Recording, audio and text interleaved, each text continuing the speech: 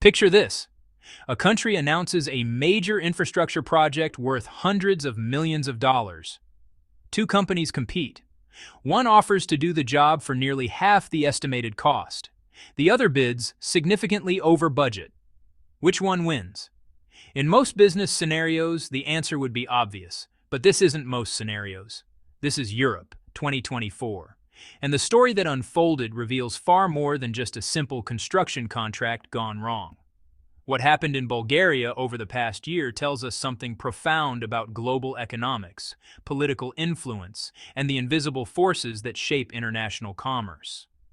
It's a tale of ambition, intervention, and ultimately, failure. A failure that left one Eastern European nation without the modern transportation system it desperately needed. By the end of this story, you'll understand why a project that seemed destined for success ended in abandonment, and what it reveals about the new battleground of economic competition in the 21st century. Bulgaria sits at a crossroads, literally and figuratively. Nestled in the southeastern corner of Europe along the Black Sea coast, this nation of nearly 7 million people has long struggled with a challenge that holds back its economic potential: outdated infrastructure. Drive through Bulgaria today, and you'll find roads that haven't seen major upgrades in decades. Railway lines that creak and groan under trains moving at speeds that would have been considered slow half a century ago.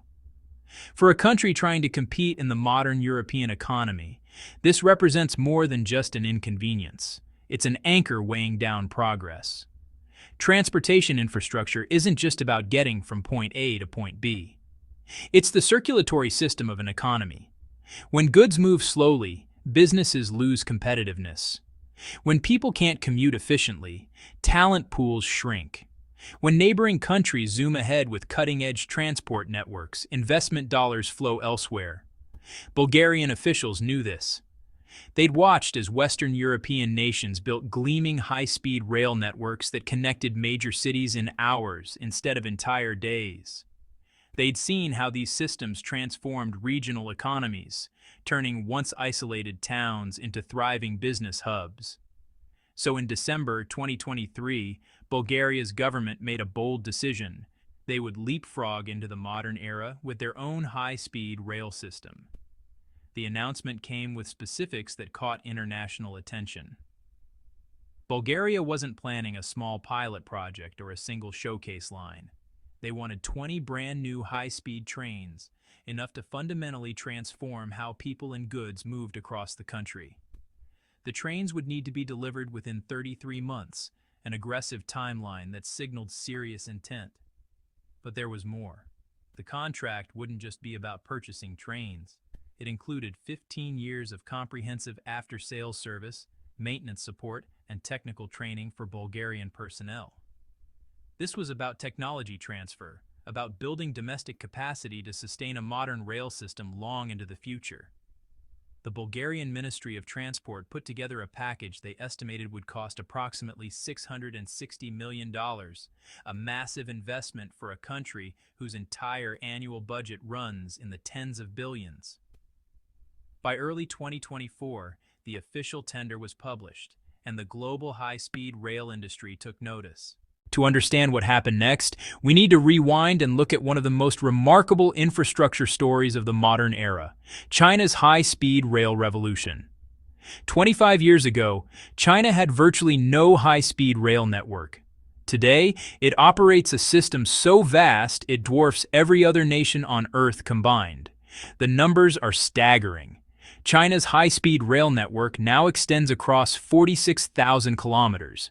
That's roughly 28,000 miles of track, capable of handling trains moving at speeds of 350 kilometers per hour, with plans to push that to 400. To put this in perspective, China's network alone represents about 60% of all high-speed rail track in the entire world. This didn't happen by accident.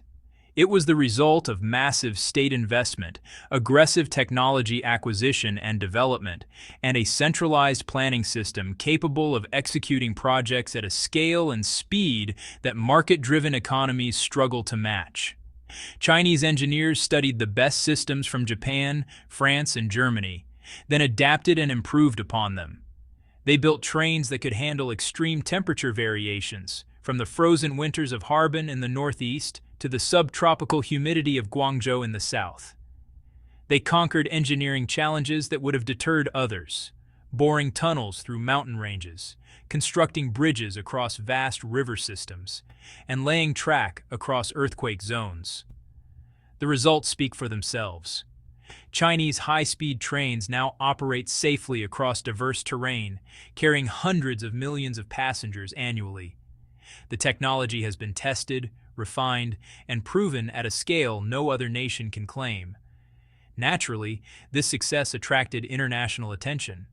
Countries across Asia, the Middle East, and even Europe began reaching out to Chinese rail companies, seeking partnerships and contracts. Indonesia's Jakarta-Bandung high-speed line, completed with Chinese technology and financing, became Southeast Asia's first operational high-speed rail corridor. Thailand moved forward with plans for Chinese-built systems. In the Middle East, Turkey and Saudi Arabia explored partnerships. Even within Europe, Hungary and Serbia signed agreements for Chinese-constructed high-speed rail links. By the time Bulgaria issued its tender, Chinese rail technology had already been exported to more than 70 nations. The track record was solid, the expertise was proven, and the pricing was competitive. Perhaps most ambitiously, China was planning to extend high-speed rail capabilities to the China-Europe Railway Express routes, a network that would connect 25 European countries covering 224 cities, along with 11 Asian nations encompassing 108 cities. The vision was nothing less than a modern Silk Road, binding the Eurasian continent together with steel rails and electric locomotives. When Bulgaria officially opened its tender in early 2024, the requirements were crystal clear but demanding. 20 high-speed trains, 33-month delivery timeline, 15 years of warranties and training services. Total estimated budget, $660 million. These conditions were stringent enough that many potential bidders took one look and walked away. The timeline was tight. The warranty requirements were extensive. The training obligations were comprehensive. This wasn't a simple purchase order. It was a long-term partnership that would demand sustained commitment. But for those who remained in the competition, the prize was significant. Bulgaria might be a relatively small market, but success here could open doors across Eastern Europe. It was a foothold, a reference project, a proof of concept that could lead to much larger contracts down the line. Two companies made it to the final round of serious consideration. From Spain came Talgo, a rail manufacturer with international experience and European credentials. Talgo had built a reputation over decades, with trains operating in several countries. They were known, established, and most importantly, they were European. From China came Qingdao Xifang Machinery Company, a core subsidiary of CRRC, the China Railway Rolling Stock Corporation. If you've ridden a high-speed train in China, there's a strong chance it was manufactured at Qingdao Xifang. This facility represents one of the nerve centers of China's rail manufacturing might, combining research and development with massive production capacity. When the bids were finally submitted, the numbers told a striking story. Talgo's proposal came in at $670 million, roughly $10 million above Bulgaria's initial estimate. Not dramatically over budget, but certainly at the upper end of what had been anticipated. Qingdao Xifang's bid? $390 million. Read that again. $390 million versus $670 million. The Chinese offer was barely more than half the Spanish proposal. It was 40% below Bulgaria's own estimate of what the project should cost. For context, this wasn't a minor discount or a competitive edge. This was a price difference so dramatic it immediately raised questions. How could the same project, meeting the same specifications, be delivered for such vastly different costs? International observers assumed the outcome was decided before the envelope was even opened. China had the technical credentials, having built and operated the world's largest high-speed network.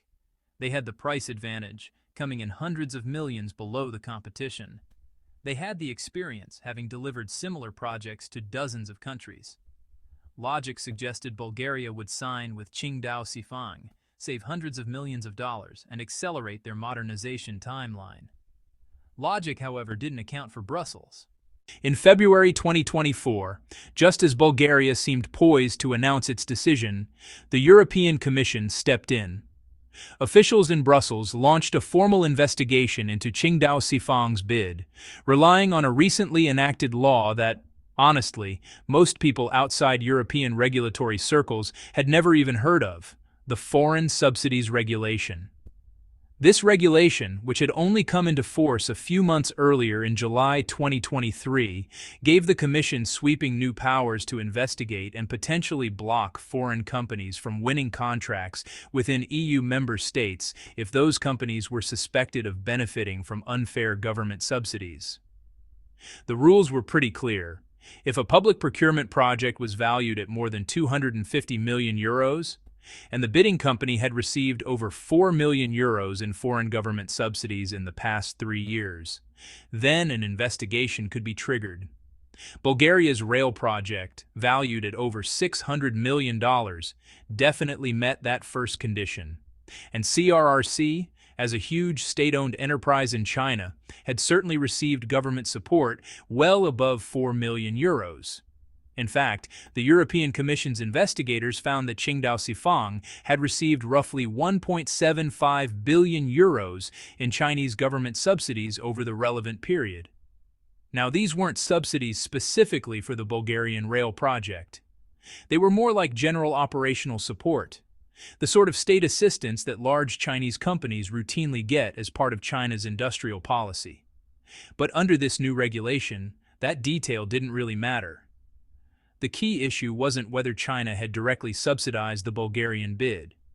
The real question was whether the company's overall financial position, strengthened by state support, let it offer prices that European competitors just couldn't match. European officials argued that this was about fairness and market integrity. How could European companies compete with rivals who had access to almost unlimited state resources? How could there be true competition if one side played by market rules and the other had government backing? So, the outcome of the investigation was, well, pretty much what everyone expected. The Commission concluded that Qingdao Xifang's pricing amounted to a market distortion. The bid was seen as problematic, and under intense pressure, facing the threat of possible penalties and being excluded from future contracts, the Chinese company ended up withdrawing from the competition. Just like that, Bulgaria's decision was made for them. There was only one bidder left. Chapter 5 brings us to some tough questions and, honestly, a bunch of contradictions. The European Commission's intervention immediately sparked controversy among economists, legal analysts, and industry observers. The central question was straightforward, but, actually pretty profound. Does the math actually make sense? Think about it this way. Bulgaria's project was worth $660 million. The European Commission claimed China had subsidized Qingdao Xifang with 1.75 billion euros to enable this bid. Converting at approximate exchange rates, that's roughly $2 billion in subsidies for a project worth $660 million. Would any government, even one as strategically minded as China's, really spend $2 billion in subsidies to win a contract worth a third of that amount? Critics pointed out what seemed obvious. The subsidies in question weren't specific to Bulgaria. They were part of China's broader industrial policy supporting its state-owned enterprises. CRRC receives government support to maintain manufacturing capacity, invest in research and development, and sustain employment across its facilities. This support enables the company to operate at scale, achieve efficiencies, and compete globally. But conflating that general support with project-specific dumping seemed to many observers like intellectual sleight of hand. Moreover, skeptics noted a convenient outcome for European interests. Talgo, the Spanish company, was now the only option. Bulgaria would pay $670 million instead of $390 million, a difference of $280 million. That extra money would flow to a European company rather than a Chinese one. Was this really about protecting fair competition? Or was it about protecting European market share from a competitor who had simply become too efficient, too capable, and too cost-effective? The debate revealed deeper tensions in the global economy. For decades, the principles of free trade and market competition dominated international commerce. The lowest bid, meeting required specifications, would win. Subsidies existed everywhere: European agricultural subsidies, American defense contractor support, Japanese industrial policy, but they were generally tolerated as domestic matters. China's rise has challenged this consensus. The scale of Chinese state support, the strategic coordination between government and enterprise, and the resulting competitive advantages have prompted a rethinking of what fair competition means in a world where different economic systems collide. Regardless of where one stands on these larger questions, the immediate effect was clear. China was out, Spain was in, and Bulgaria was about to learn whether paying more would deliver better results. To understand what happened next, we need an honest assessment of Spain's position in the global high-speed rail hierarchy. Spain does operate an extensive rail network. By total track length, Spanish high-speed rail ranks second in the world, surpassed only by China. Spanish trains connect Madrid to Barcelona, Seville to Valencia, and numerous points between, carrying millions of passengers annually across the Iberian Peninsula. This is genuinely impressive, especially for a country of Spain's size and economic scale. But there's a crucial distinction between operating a large network and possessing cutting-edge technological capability. The Global High-Speed Rail Club, the nations recognized as having independent advanced development capacity, is remarkably small. Japan pioneered the technology with its Shinkansen system in the 1960s. France followed with the TGV. Germany developed the ICE. And China, through a combination of technology acquisition and indigenous innovation, joined this elite group. Spain, despite its extensive network, isn't typically counted among these technological leaders. The Talgo 350 series trains that form the backbone of Spain's high-speed network were developed with significant technological input from France and Germany. The expertise Spain has developed centers more strongly on light rail systems and medium-speed conventional rail upgrades, areas where Spanish engineering has genuine strengths. Light rail technology can, in certain conditions, be adapted for higher speed applications. On relatively flat terrain, with gentle curves and minimal elevation changes, light rail-derived systems can achieve respectable performance at reasonable costs. Bulgaria, unfortunately, doesn't offer those conditions. Look at a topographical map of Bulgaria, and you'll see the challenge immediately. The country is dominated by mountain ranges. The Balkan Mountains running east-west across the center, the Rhodope Mountains in the south, the Rila and Pila ranges in the southwest. Between these ranges lie valleys and plateaus, creating a landscape of constant elevation change. Building high-speed rail across such terrain demands sophisticated engineering. Trains must maintain high speeds while navigating grades. Curves must be carefully calculated to prevent passenger discomfort and ensure safety, and tunnel and bridge construction becomes unavoidable. This is precisely the kind of environment where cutting-edge high-speed rail technology proves essential, and it's precisely the kind of challenge where Spain's strengths, light rail and medium-speed systems, don't directly translate. Making matters worse, Spain's technological partners were facing their own crises. Germany's rail sector, once a world leader, had been struggling for years with aging infrastructure and declining reliability. By 2023, Deutsche Bahn, Germany's national rail operator, reported losses of approximately 1.2 billion euros. Delays were endemic, passenger satisfaction had plummeted, and the government was forced to initiate restructuring programs, shutting down some operations for comprehensive reorganization. A partner in crisis cannot easily provide assistance to others. Spain's access to German technological expertise, already limited for a foreign partner, became even more constrained as German rail companies focused on their domestic troubles. When Talgo signed the contract with Bulgaria in early 2024, both sides likely hoped that determination and effort could overcome technical challenges. After all, Spain had built rail systems before. Bulgaria's requirements, while demanding, weren't unprecedented. With $670 million on the table, surely the resources existed to get the job done. The first signs of trouble emerged within months, as Spanish engineers conducted detailed site surveys and began developing specific construction plans. The full scope of Bulgaria's geographical challenges became apparent. The routes that looked straightforward on initial maps revealed themselves as engineering nightmares requiring extensive tunneling, complex bridge designs, and specialized solutions for unstable geological formations. Then Bulgaria added new requirements. These weren't arbitrary changes or scope creep. They were safety measures that Bulgarian officials deemed necessary based on the country's specific geological and weather conditions. Emergency protocols for mountainous terrain, enhanced stability systems for seismic activity, additional safety margins for winter operations. Each new requirement added complexity.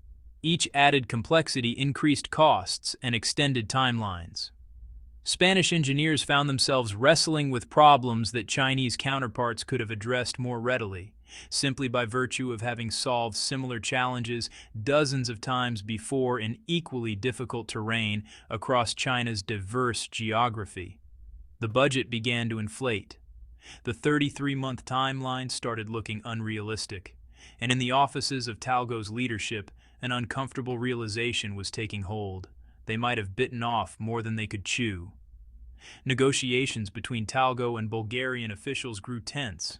The Bulgarians had paid a premium, $280 million more than the Chinese offer, expecting that European quality and expertise would justify the cost. They weren't prepared to accept delays, cost overruns, or excuses. Talgo, meanwhile, faced the prospect of either eating massive losses to fulfill the contract as written or acknowledging that the project was beyond their capabilities. Through the summer and early fall of 2024, discussions continued. Compromises were proposed, evaluated, and rejected. Alternative approaches were considered and discarded. All the while, construction timelines slipped further behind, and Bulgaria's modernization dreams faded. In October 2024, Talgo made its announcement. The company was withdrawing from the project. The specific reasons cited were technical and financial. The challenges had proven greater than anticipated. The timeline was no longer achievable, and continuing would result in an incomplete or substandard system. For Bulgaria, this was catastrophic. They'd rejected a bid of $390 million from a proven competitor. They'd paid $670 million to a European alternative under political pressure from Brussels, and now they had nothing.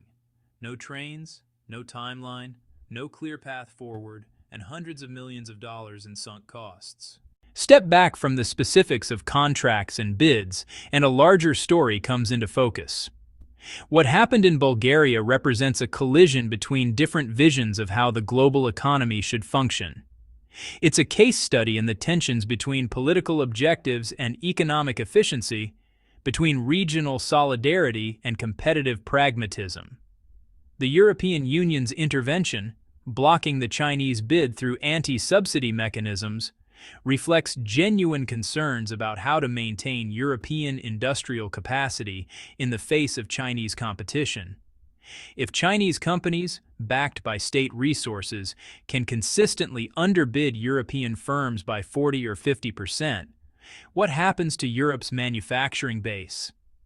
What happens to technological expertise if European companies can't win contracts even in European markets? These are legitimate questions without easy answers. Allowing markets to operate freely might mean European rail manufacturers gradually disappear, replaced by more cost-effective Asian competitors.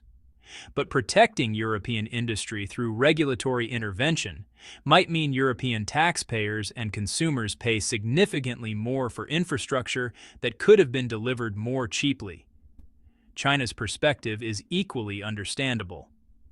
Chinese companies argue that their low costs reflect genuine efficiencies.